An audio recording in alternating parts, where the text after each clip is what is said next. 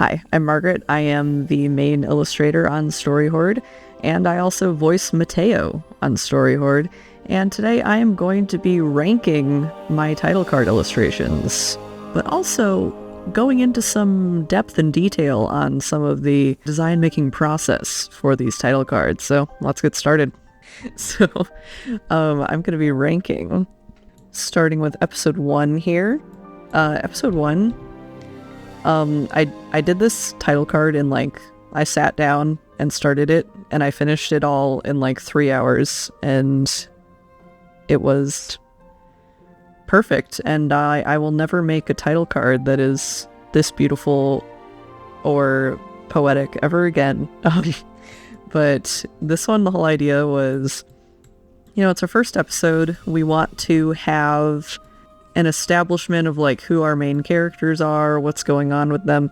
We have Mateo over here in the library. There's the beautiful rose stained glass window. We've got the colors here are significant. If you're a friend of Dorothy or whatever, maybe you know what those mean. We've got these Romanesque columns of books and such. We've got some type of cloud kind of spilling over in here. We have his fancy little boots. We have a hint at his eyeball, other little eyeball things. It's kind of mysterious. We don't know what's going on. Very cold, but obviously I wanted everyone to have their main colors here being represented. Then we have, crossing over into here, we go up the stairs. Here's Sildra in their element. This one was very fun to do all these little fishies that are just hanging around here. Of course, we have this magical green hook, which ends up being foreshadowing in season 3 for stuff, which is great. I love when that type of thing just happens to come into play before we've ever even thought of any of these episodes that are happening afterwards. And we have Momori here with all of her blacksmithing stuff. This is a great Momori. I don't know what else to say about this.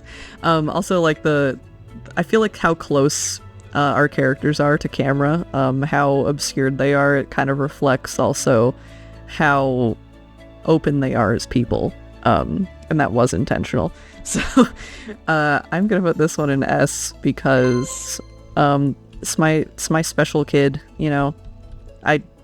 There's nothing about this that I would change. I think it's perfect.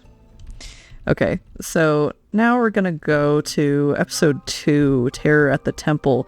This one posed in an interesting conundrum for me because I didn't want to depict this, what's basically a terrorist attack happening here. I didn't want to depict, I didn't want this to be overly gruesome or morbid, based on the subject matter or whatever. And also I wanted there to be a semblance of a crowd here, and I didn't want to have to think about what all of these townspeople looked like at this point in the game. It's only episode 2. This is actually part of our first session recording, so I don't know who all these people are yet. So we've got Mateo looking so mysterious, and I wanted these cracks to kind of go in between them all to connect them. They're all broken people. We all have our issues we're going on with, and our characters have not met each other formally yet in this episode either. But I did want them to be hanging out together. Some fun details here. There's this is Sedaris, our poor temple attendant who Momori saves.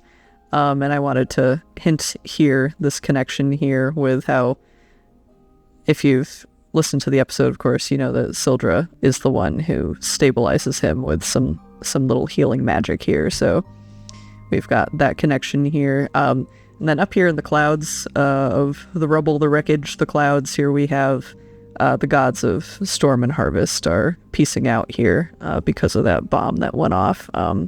Anytime that you see these kind of things in the sky, that's meant to be the gods or magic or something of that nature. This one, I do really like it. I think it came out really good for what it is, you know? But it's not perfect, you know? Let's do B. It's really passable, I think. Now I'm seeing I'm going to have some spacing issues here in a sec, but let's continue. Here we have episode 3. I remember being pretty satisfied with this when I first made it, and now I look back on it and I'm like, ugh, what am I looking at? The colors are crazy, and I feel like the brush that I used wasn't ideal for this scenario. But I do love, like, the character work that's going on here. And that's about it. I did put a little Amogus in the fisheye for just no reason. No reason at all. Yeah, this is kind of like visual soup to me. It's not my finest work, but it's also not my least favorite, which we will be getting to. I'll put that in D. Now we move on to episode 4. I don't like this one. I don't like this one. It was also just like, what I wanted to do with this title card was really, I hadn't drawn the teachers yet, and I wanted to have like a good, accurate representation of the 3 of them. But I think in doing that, I made a card that was not that strong, and also I just did not enjoy working on this for most of it. Like, I think their faces came out pretty decent. I think Ithaco looks great. I love the hand and the fire and her expression and the way her hair swoops, but that's about it. It's one of those where I'd like love to redo it if I had the space or time for it, but it's not going to happen and it doesn't really matter. So this one's just going in F, so let's get out of that out of the way. Goodbye. Then we have episode 5, Lost and Found. This one was one I was very excited to do. We have Mateo's hand reaching down here to, of course, get Santoni's seeking hair. I set up like a whole little, I set up a whole still life, basically, with some random stuff had around the house to get an idea cooking for this. I think this is a title card that looks great when you're far away from it, and then the closer you get to it, the more I'm like, why did I choose this line work for the trees? Why did I choose to do this garbage for the grass? I think I just had I got a new brush pack when I got this, and I just was trying to use it, and I don't think it came out that awesome. But this key, great. This key, why is it so detailed? It's lovely. I wish everything looked like this key. I wish everything looked like this fucking rabbit, because this rabbit is gorgeous. Love this rabbit. Love the little, the god touched magic, like, emanating from it with the warm light. Love it. Love the concept. However, I'm not in love with it. I feel like it's a C. Okay, we're putting you there. Oh, this one, I think this title card is when I finally, like,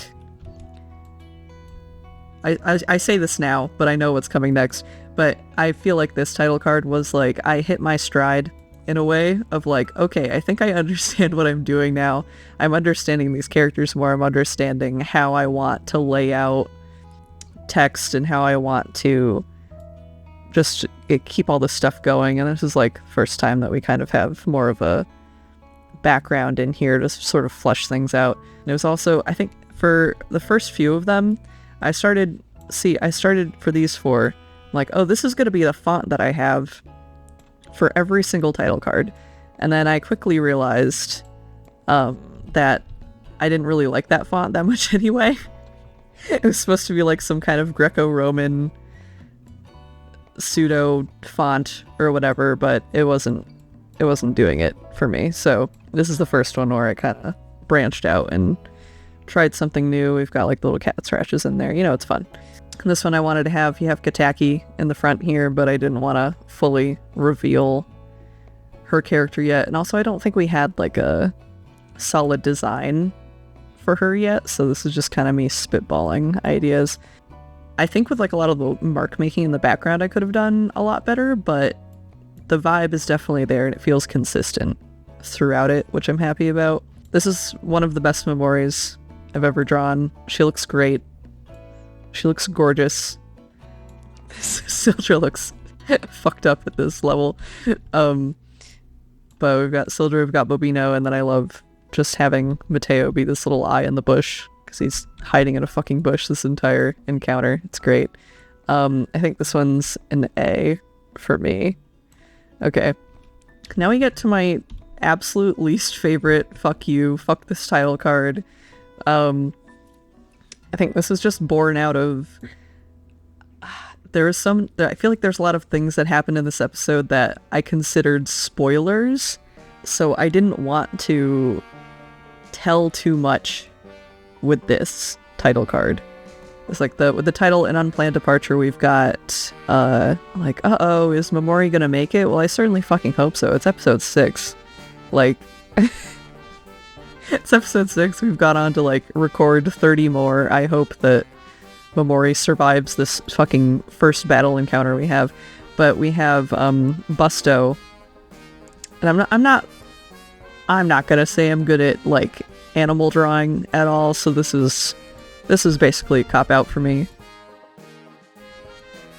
I think it's okay, but also I hate it, so it can go safely in F, and I have no qualms about that.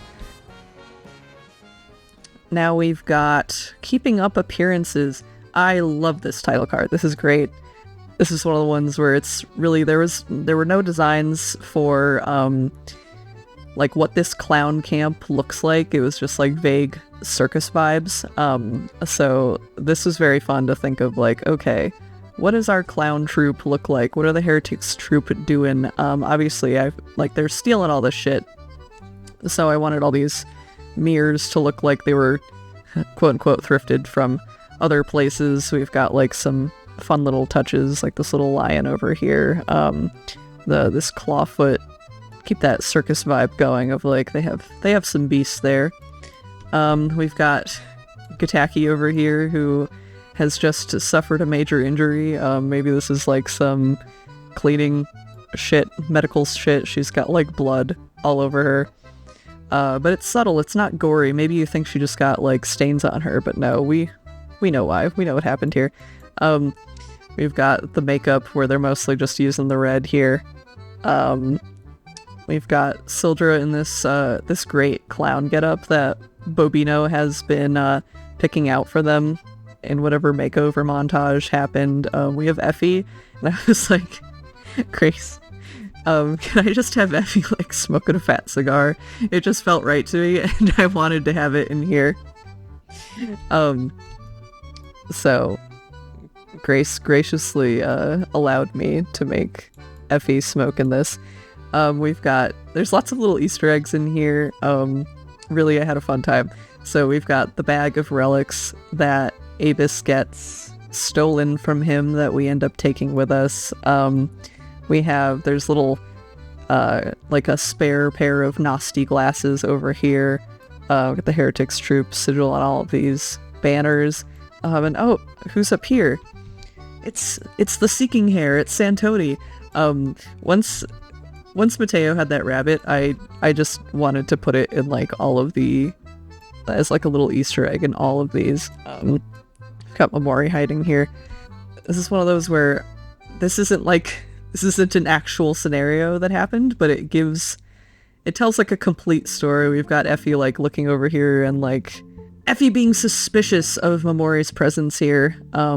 We've got but Amori's never this was never a scenario, but it tells the story, it tells what's going on, it gives us an update of what all these characters are doing. I love Mateo's expression, him trying to be congenial, and you know, having mixed effects with that. And then all these little the clown masks in the back. I love this title card. It's great. I love it. I think it has to be an S. Okay, I'll put that in S. I might change my mind later. Now we have Clown to Business, which this is one I had the idea for the sketch, like probably like 3 episodes earlier, and I was just so excited to finally get to this. This is one I don't think we actually sleep in this episode. I think we sleep in the next one. You know, sometimes you just get an idea for an illustration. You don't care if it works as the title card. But I think it works. So we've got our 3 characters sleeping so cute. You can have so much like little character moments of like, how do each of these 3 sleep? We've got like Sildra with the fishing rod as like a security blanket thing. We've got Mateo just only childing everywhere here. We have the Seeking Hair Rabbit tucked in up by his head. I love it so much. We have the even the foreshadowing of the little bell that Mateo gets that he finds in his sleeping bag. That will come back later. And Momori just sleeping with her huge pack full of goodies and weapons and shit. And then all these little clowns. Here's like a little Gataki clown. Yeah, all the visions of clowns. I love this one. But I think it is like an A. Because I'm not like, I don't know, is it an A? Maybe it's a B. Just because I feel like if we're comparing it as like a full illustration to these other ones, I think it's a B. But I think it's like a B+. Okay, now we have Artist and Artificer. We're almost done with season 1. We have Nasty in all of his leader of the heretics troop glory. This is very fun to take some of Grace's designs that she had going for Nasty and to just run with them, basically. And I get to I asserted Nasty horse girl agenda with this, which later I feel like is confirmed in season 3, spoiler alert. Nasty confirmed for horse girl, if you were curious. But this one, I remember just like sitting down and like for an entire we just like watched a movie. I just worked on all these little fine details in the words in the gold for the entire film, and it took basically the whole film to get that done. And it was great, and I loved it. And these colors in the background, if you're an ally, do with that what you will. Also, the green in the hair, is that foreshadowing? Who's to say? I feel like it ended up being it. I'm gonna put this one in A. I do love it. I think it's great. Okay, now we have the season finale of season 1, Home is Where the Hearth Is. This one is one where I feel like I tried using this like kind of scratchy little pencil brush, and I feel like it's very hit or miss.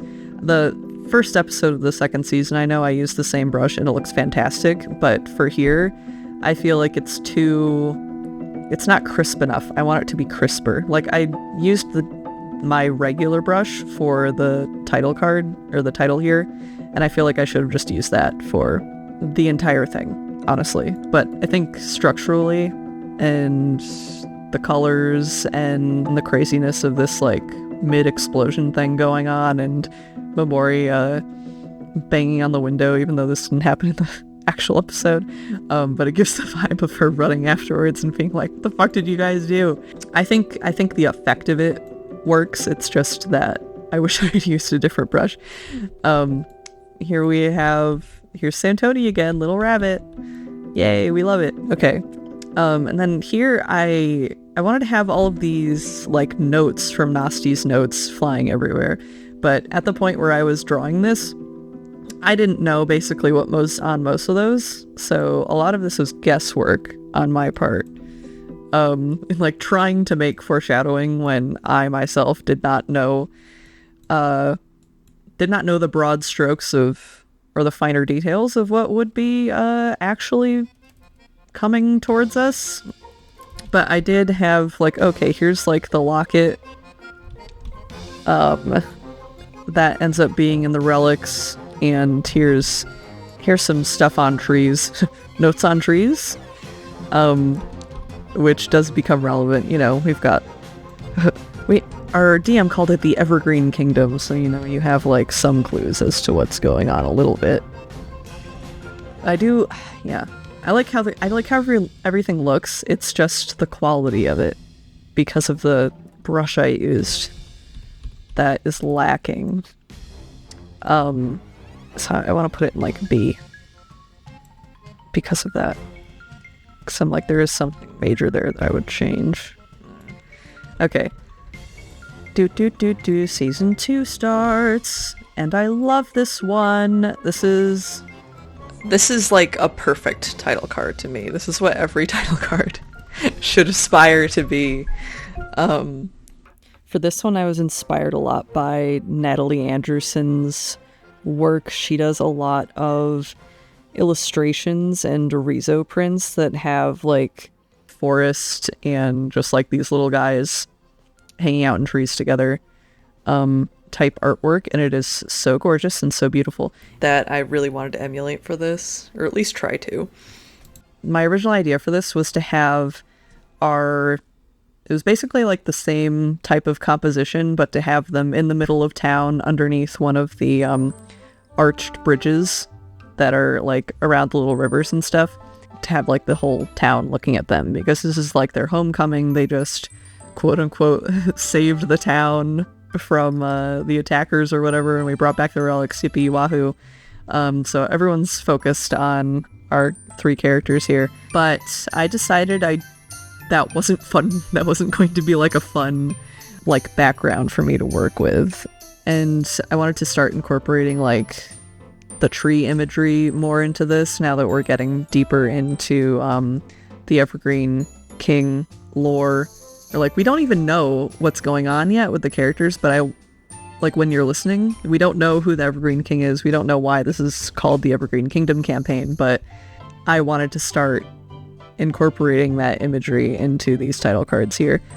This is a great title card to show off like some of the like NPCs in town that aren't like as integral to like the A plots of the story all the time, but deserve love too. So we've got like Thistia, Momori's adopted mom. I don't know if she's officially adopted, but at least she lives there. And Thistia's 2 children. We have Kolya, the captain of the town guard. Love her.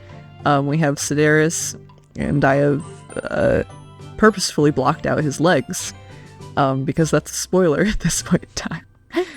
We have our teachers. I love this. They're like 3 little owls.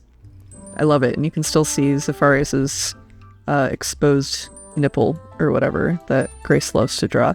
Then we have Hiram, which I don't even know if this is going to be like Hiram's approved final design or whatever. It was just I felt like he needed to be in here. And I hadn't designed anything yet, so this is the Hiram vibe, I guess.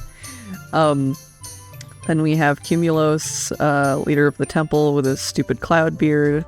Love it. And then we have Armani, and this is just perfect Armani looking disapprovingly at her son and his messy new friends. And we have Rami and Mara. It's so cute. They're so cute. And of course I had to put like these little like heart-shaped little guys. A fun thing with Rami's outfit is like when I first drew the pattern on his shirt, it was like they were like little sprouts, and that's what it was intended to be. Where I figured like his mom got fabric for this outfit and wanted to make it a little special, so she made like potato stamp where you like carve into a potato a shape and then you can stamp it. And I figured like she just like made these like little sprouts for her little farm boy son. But as I've been drawing him more and more, like when it gets simplified, they're just hearts. They're just hearts, and that works perfectly. Oh, we also have Gods of Storm and God of Harvest up here as our little guys up in the sky. Then we have Ayres looking a little concerned. And I loved imbuing this was so fun to work on. Just all of these little lines, all of the magic, like, corrupting this tree or whatever is going on here, all of the colors. Love it. It's a perfect title card. This is what all title cards should be. You go in S. Awesome. Okay. And now we have episode 2 of season 2, where we meet the Servants of Storm and Harvest. This is another one where I used the same frickin'... So the line work on this, it's great. It looks awesome on this one. Now why is it, when I go over here I use the same thing, and it's just lackluster. It looks like I'm scribbling with a crayon. I don't know.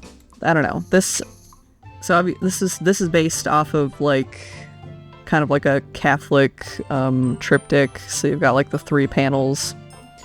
Wanted to have some, like, Catholic vibes imagery going on with this. I don't know. It's fine. You know, it's fine. That's what I think. There's definitely a lot of things that I would have liked to have done differently, or just drawn with more finesse. I don't know. It's okay. I like the choices I made stylistically for, like, the whole composition. I love that I made the candles red instead of just yellow or white. But, you know, it's not my favorite. It's not the strongest. Also, these words get lost when you zoom out, so that's not great either. I'm gonna put it in C, I guess. I might change that later. Now we have Nerd Hunt. Nerd Hunt. This one I very much enjoy. I think this came together, like, from start to finish. I had a vision for what I wanted, and it stayed the same way the whole time. And it only got more details and got better as I went. Wanted him to be like, here we have Ayres, like, in the spotlight type of thing, like a searchlight, but it's like a big moon or a sun or some shit. It was also fun to, like, add in little houses and, like, those farm fences, the classic farm fences, and then how this is kind of like all in a basin of a mountain range, or at least betwixt the hills, is how I wanted this to feel, because that is how Hearth is in actuality. This is a great memory. I love this drawing of Memori. I think everyone, like, the characterization, the style that I went with here, like, it worked pretty perfectly. This is like if I had to choose a style to do every single title card in, I think it would be this.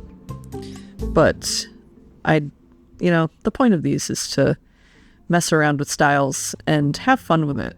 So it's good they're all different. Anyway, so you have some misses, you have some wins. But this is great, and we have, like, the dynamics between our different teachers and our different students.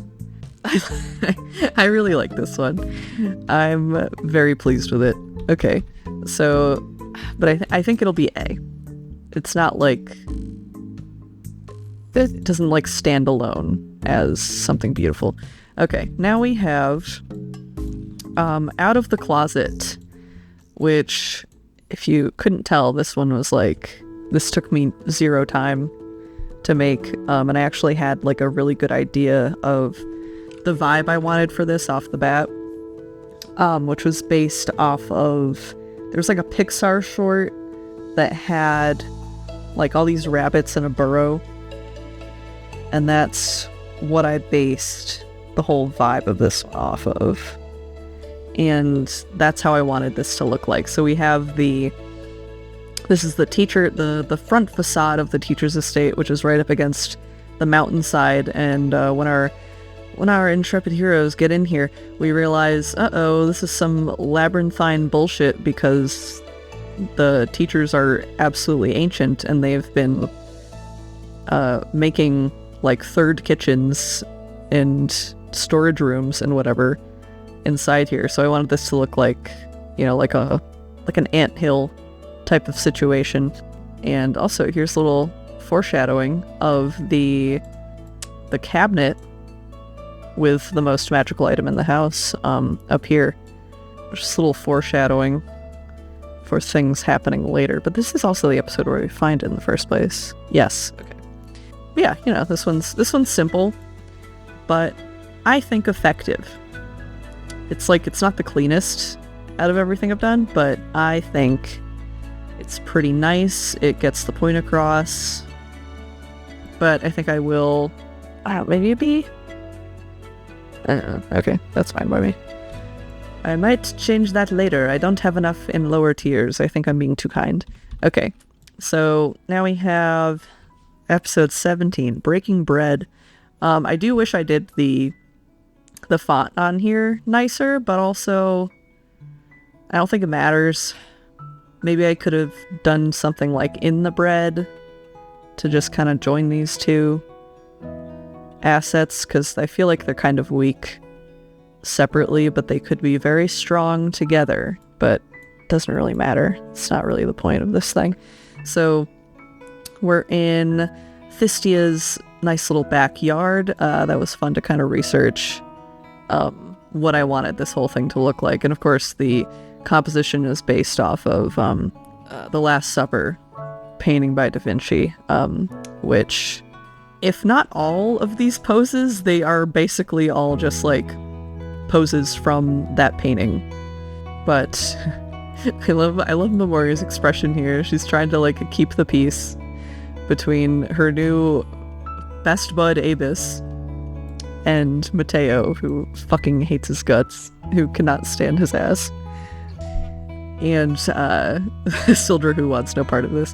We've got Thistia and her kids also. Just being kids, just being rowdy kids. In the background here, there is like some allusions to things, or at least what I wanted. Perhaps things I was hoping would be illusions, or could be illusions in the future, because I don't know. I'm still on the fence about Ayres, but so I put in some like evergreens in here to connect him to the Evergreen Monarch, which at least it works in the case of even if he just found these relics and he has nothing to do with anything. There's the connection there. And then with Matteo, we have this plant that is overgrown and overflowing with the same iconography that I use for magic. So that's connected to Matteo there. This one, I love it. I think it's good. I think it's good. I think it's not great. So I think it's a B. Which I think it's B, and I think this should go down to C, just for quality's sake. Okay. Now we have one of my favorite episodes. I was so excited to work on this title card. I feel like I finished this title card like 5 episodes before it needed to be done. Which is always great. Yeah, this one's a big favorite of mine. Like the colors bridging these different scenes of where our characters are and what's going on. This kind of like dreamlike quality going on in Matteo's world right now. Everything kind of emanating from his heart.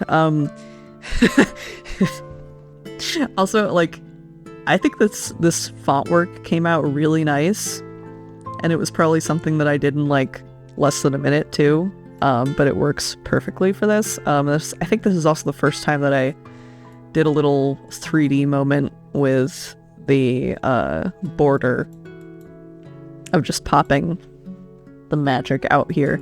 But yeah, this was very fun to work on, and we've got like wheat in the fields just to break up the space between these two happenings.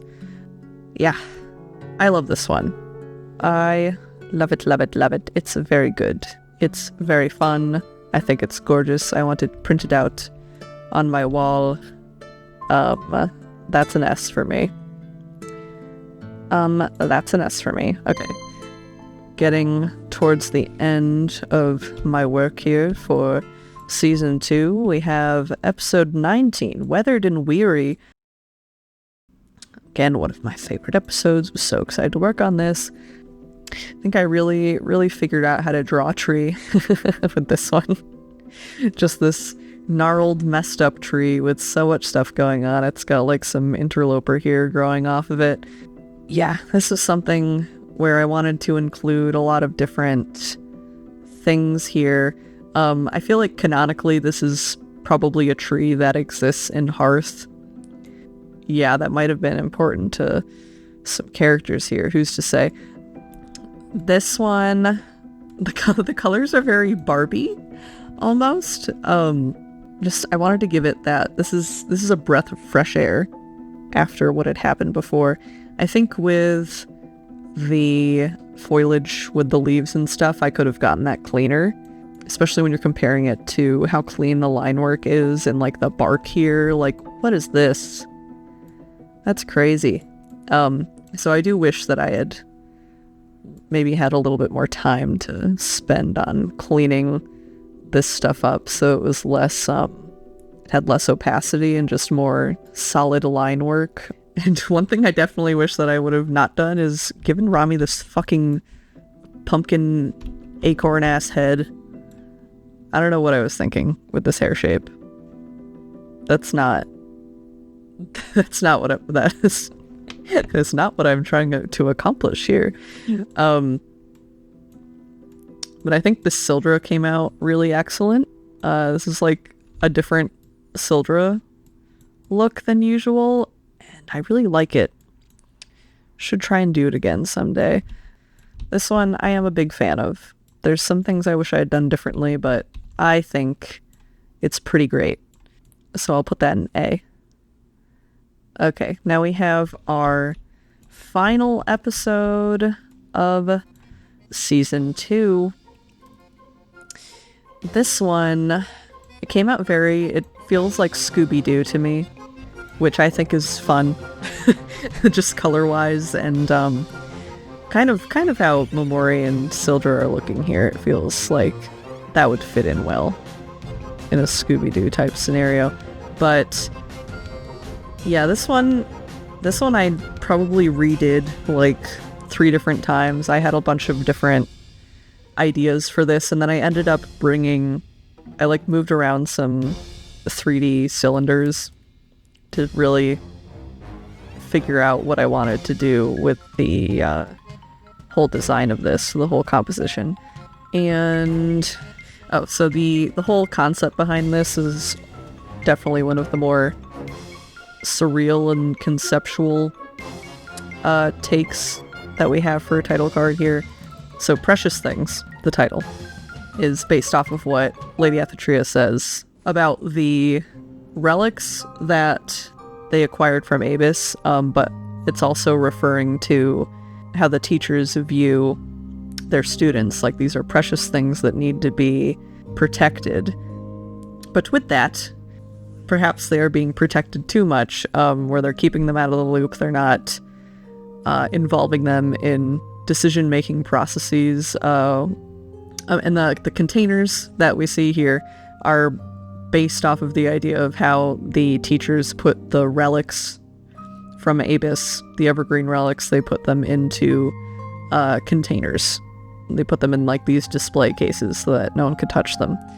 Here we have our characters. Whomst are the precious things. Whomst are also precious things, and here they are in containers that perhaps they were self-imposed or they were put into these containers by other people. And we have Sildra just being so pissed off. This is like, I feel like the first time that Sildra's pissed off, actually, instead of just like dealing with what's going on. They are actively being like, stop, and is wanting to break Momori out of this, which also goes into Momori's whole deal that she has going on also with the sand, and yes. And then we have Mateo's fancy ass thing. I wanted all of these to reflect like stuff going on in their backstories and like the vibe that they have going on with their characters. So this one, like, I think it came out really nice, but I don't know if it's like perfect, you know, so I think this one also go in A. We'll just put that there for now. What can I do here? Let's make some hard decisions. So, just to fit this in here, but also, I think this one, go down here. This one, you can stay. This one, I feel like it works. It's fine. Is this one a C? No. Maybe this one's a C. I really like it, but it's a C. And then let's put this one. This one's like, I have a bias towards this one because of how the ones in the first half of the first season are just like not up to snuff. So once you get to this one, I'm like, yes, finally some good fucking food. But I'll put that one in B and this one will go in A. And I think that's my ranking for seasons 1 and 2 Story Hoard. Let me know what you think. Okay, I'm done, so goodbye.